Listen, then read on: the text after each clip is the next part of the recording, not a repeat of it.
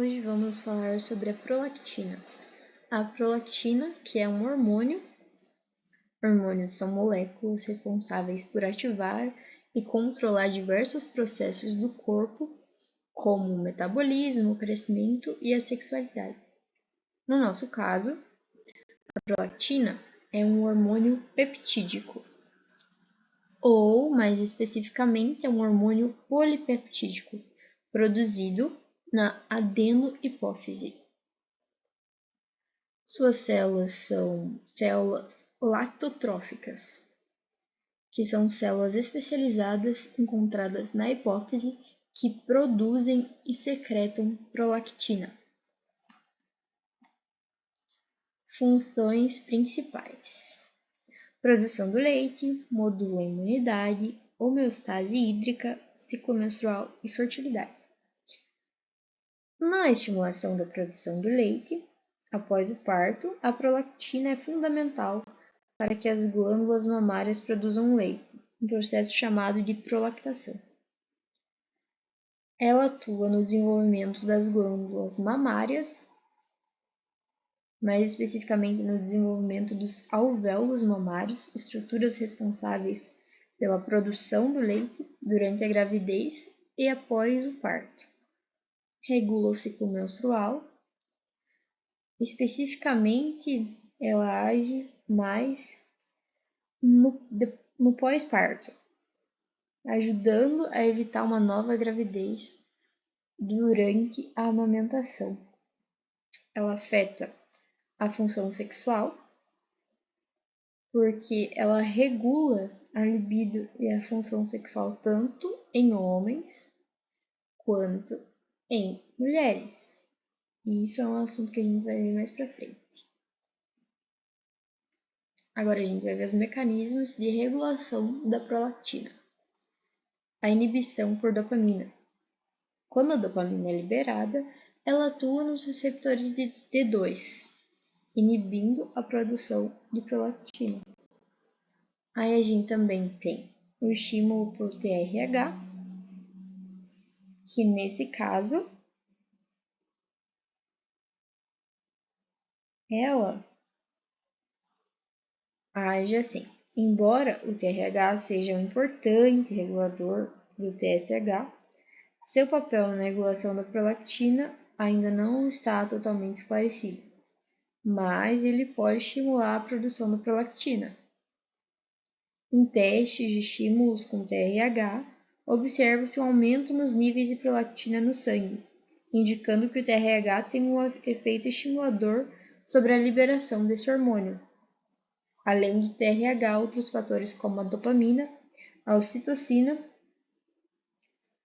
podem influenciar a secreção de prolactina. O estímulo de sucção, que é durante a amamentação, quando o bebê está ali fazendo sucção, né? A liberação da ocitocina acontece e produz mais prolactina. Feedback negativo, que é o feedback que a própria prolactina ela vai se ajustando às quantidades necessárias, ela vai produzindo ou deixando de produzir conforme a necessidade do seu corpo. Agora aqui temos os problemas causados pelo excesso ou pela falta de prolactina no corpo. Quando a gente tem essa falta de prolactina, a gente tem a chamada quando a gente tem esse excesso de prolactina, a gente tem a hiperprolactinemia. A hiperprolactinemia pode ser causada por tumores na glândula pituitária, uso de certos medicamentos, doenças renais e hepáticas, estresse, exercícios intensos e gravidez. Pode acontecer, nesses casos, esse excesso. Às vezes, por causas ali que não necessariamente são um tumor, né? Às vezes são coisas que a pessoa está fazendo no seu dia a dia, são comportamentos, se exercitar muito ou então tomar alguns medicamentos que faz com que se alterem os níveis, né? E em mulheres, os sintomas são infertilidade, irregularidades menstruais, secreção de leite pelas mamas, diminuição da libido e disfunção erétil. Existem medicamentos que controlam e reduzem essa produção de prolactina, e nos casos que precisa, tem as cirurgias para retirada dos tumores. E temos aí então a falta dessa prolactina. A hipoprolactinemia é menos comum, isso pode ser causado por danos na glândula pituitária, como tumores ou doenças inflamatórias, e também por condições que afetam o suprimento sanguíneo para a hipófise. Aí, nesses casos, os sintomas são dificuldades em produzir leite, infertilidade, diminuição da libido e osteoporose. Olha só. O tratamento depende da causa.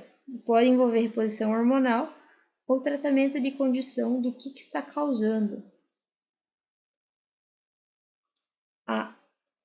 Aí, falando ali da hiperprolactinemia ainda, ela pode estar associada a transtornos de humor, como depressão, e aumentar o risco de psicose. Curiosidades. Os homens também têm prolactina. Não é só nas glândulas mamárias das mulheres. Por mais que o homem não amamente, ele ainda produz essa prolactina. E em caso de excesso ou falta, eles também sofrem os sintomas. No caso dos homens, eles sofrem da regulação de produção de testosterona.